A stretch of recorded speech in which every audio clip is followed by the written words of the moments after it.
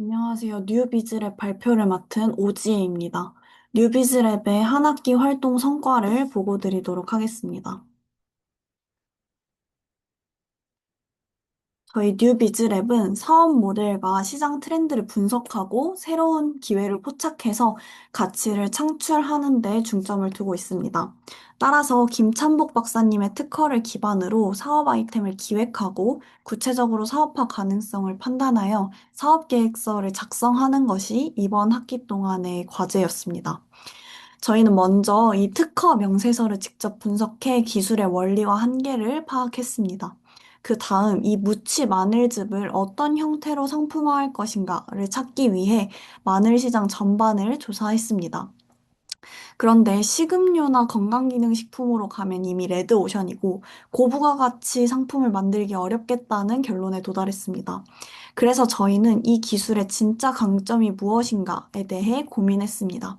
이 기술의 강점은 냄새와 자극 없이 유효 성분이 극대화되어 있다라는 것입니다. 그리고 이 특성과 가장 잘 맞는 제품이 바로 피부에 붙여 약물을 전달하는 경피 전달 패치, 즉 파스였습니다. 이것이 바로 알리 패치의 출발점입니다. 그리고 저희가 꼭 말씀드리고 싶은 점은 저희가 특허를 단순히 적용한 것이 아니라는 사실입니다. 이 기술을 시장 관점에서 재해석하고 아이디어부터 시장 분석, 제품 설계, 사업 전략까지 전 과정을 주도적으로 기획했습니다. 이렇게 도출한 알리패치 아이템을 바탕으로 사업계획서를 작성하여 경영대학 창업경진대회와 정부 지원 사업인 모두의 창업에 출품하였습니다. 그리고 중국 수저우시 글로벌 창업경진대회에 출품하여 서류 통과 후 한국 예선전에서 발표 평가까지 진행하였습니다. 다음으로는 PSST 구조로 작성한 사업계획서 내용을 발표하도록 하겠습니다. 문제인식, 실현 가능성, 성장 전략, 팀 구성 순서대로 설명드리겠습니다. 먼저 글로벌 비마약성 통증 패치 시장은 2024년 약 9.9억 달러에서 2034년 약 18.2억 달러로 연평균 6.24% 성장이 전망됩니다. 국내 시장도 연평균 5.9% 성장이 예상되며 특히 처방 없이 살 수 있는 OTC 패치 수요가 셀프케어 트렌드와 맞물려 구조적으로 급증하고 있습니다.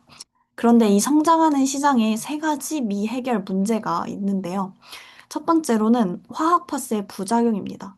멘톨이나 엔세이드 성분을 오래 쓰면 발진과 접촉성 피부염이 생기고 그래서 고령층과 민감성 피부 소비자가 이탈하고 있습니다. 두 번째로는 천연 한방 파스의 효능 한계입니다.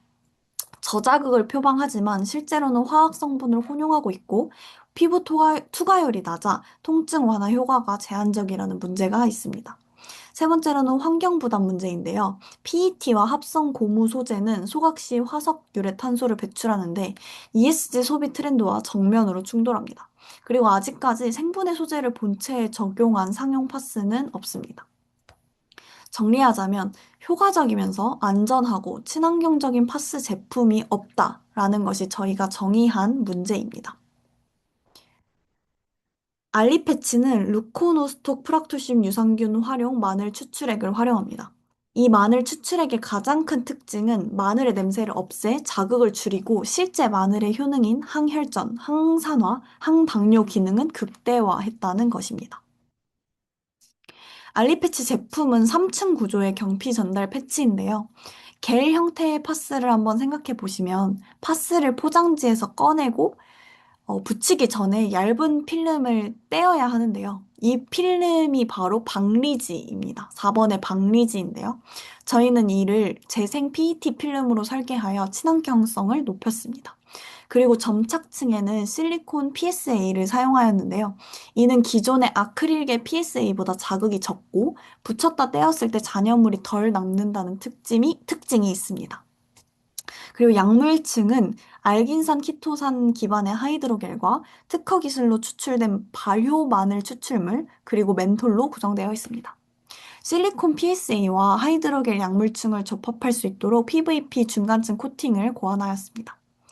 그리고 파스 맨 위에 부직포와 같은 지지층은 옥수수에서 유래한 생분해성 PLA 소재로 설계하여 소각 시 탄소 순 배출을 최소화합니다. 이러한 설계를 바탕으로 기존의 화학 파스와 천연 한방 파스가 해결하지 못한 문제를 알리패치가 해결할 수 있습니다. 저희 성장 전략의 핵심은 검증 후 B2B 진입, 후 B2C 진입으로 이어지는 단계적 수익 확장 모델입니다. 처음부터 소비자 시장에 뛰어드는 것이 아니라 리스크를 낮추면서 수익원을 단계적으로 넓혀가는 구조입니다. 2년 차에는 제품 개발과 한국, 중국 양국의 인허가 트랙을 완료합니다. 동시에 왈링그룹과 엔린 양로원을 중심으로 고령층의 실제 사용 환경 데이터를 확보합니다.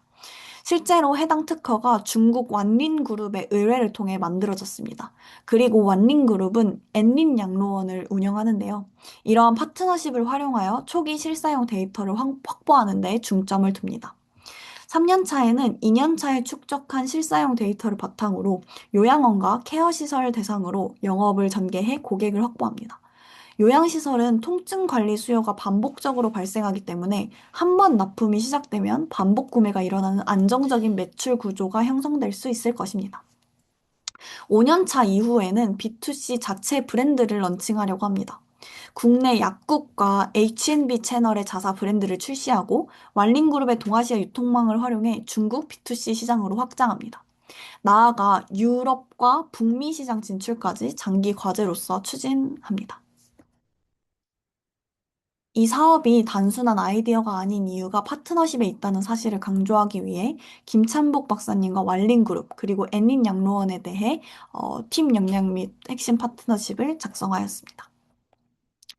저희는 한 학기 내내 앞서 발표드린 사업계획서를 작성하는 데 중점을 두고 활동했습니다. 그러다 보니 저희가 설계한 알리 패치를 실제로 공정에 투입해서 제조할 수 있을지가 가장 큰 저희의 고민이자 문제점이었습니다. 아마 이 발표를 듣는 분들도 동일한 의문이 생기셨을 텐데요. 그래서 저희는 쿨링 패치 사업을 하시는 이창복 박사님께 자문을 구했습니다.